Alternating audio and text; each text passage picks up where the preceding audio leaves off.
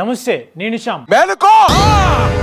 వార్తలకు స్వాగతం. తమిళనాడులోని కలకుర్చి జిల్లాలో కల్తీ మద్యం కారణంగా మరణించిన వారి సంఖ్య 57కు చేరుకుంది. విషపూరిత మద్యం సరఫరా చేసిన ప్రధాన నిందితుడు ఇప్పటికే పోలీసులు అదుపులోకి తీసుకున్నారు.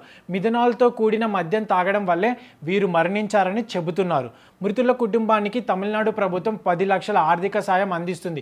ఈ విషయం మీకు తెలిసిందే. అయితే నిన్న కమల్ హాసన్ బాధితులను కలవడానికి వచ్చి ఈ బాధితులు తమ పరిమితిని మించిపోయారని మరియు వారు అజాగ్రత్తగా ఉన్నారని అర్థం చేసుకోవాలి.